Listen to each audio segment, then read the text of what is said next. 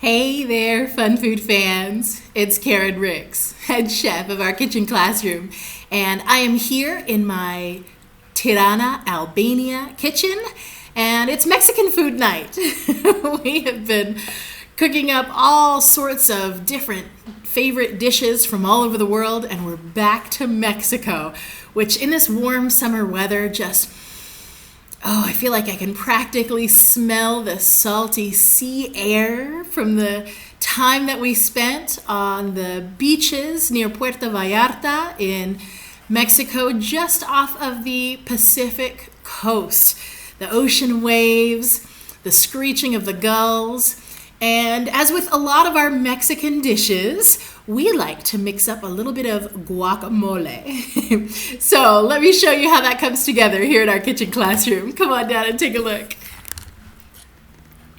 All right, so I've already started the process here in the bowl. You can see the way I like to make guac is just a couple of very simple ingredients, the key of which is this beautiful black fruit. And yes, it is a fruit.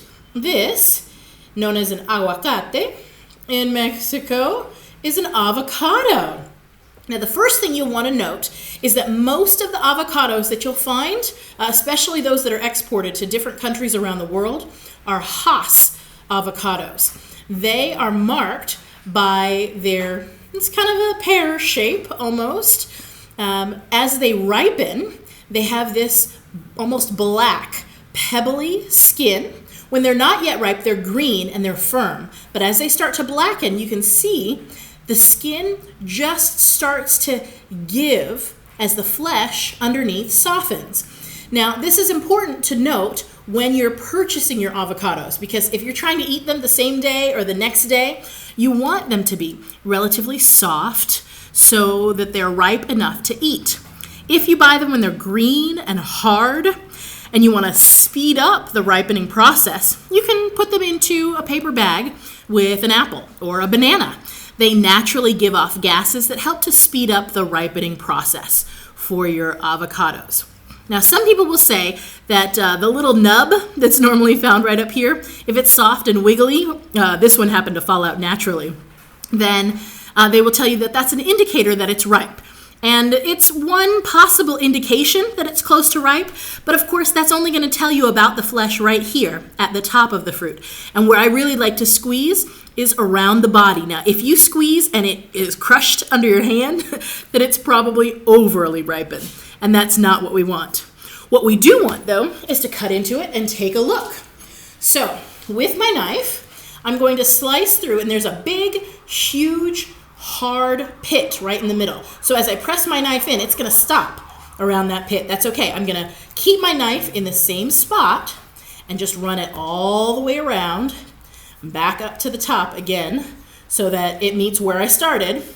Then, sliding the knife out, I'm just going to twist those two halves and open it up.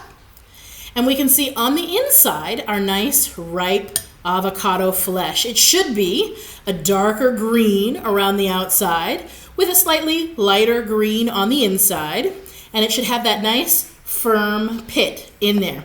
The safest way that I have found to remove that pit is using your knife close to the hilt where it's strongest and just hit it until the knife gets stuck in there. And then you can give the knife a little twist like that, and it should come right out. Now, once again, because the pit is really hard and it's stuck on there, I like to just whack it into a bowl, just like off the edge of the bowl, like this. Tap it and it falls right off. Now, you don't have to throw these away. These make a wonderful tea, or you can dry them out a little bit, chop them up, grind them up, and cook them. They're full of amazing nutrients because the seeds, that's where all the nutrients are to grow more new fruit. So that's an amazing recipe for another time. To cut into the flesh, however, what I like to do is using the tip of a sharp knife, I like to score it, just running the knife down until it reaches this hard, pebbly black skin. You can do this gently in the palm of your hand, but be careful because if you have a knife with a very sharp tip, it might poke through. Okay, so gently running the knife down. And I like to do this on a diagonal, and then I rotate it and make the same diagonal lines perpendicular to the ones that I just cut, which makes it easy for the pieces to come out using a spoon in a nice smooth motion. So I'm just gonna dig a tablespoon down in here, again, until the edge of the spoon hits that hard shell, and then I scoop out the flesh. And you can see, because of the way I cut it, it's already diced. Isn't that amazing?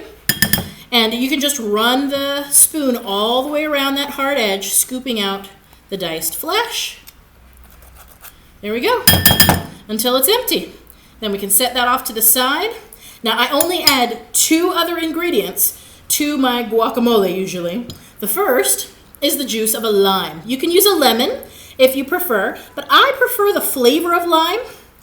What's nice though is that the citric acid here in this will also prevent the flesh of this avocado from browning or oxidizing.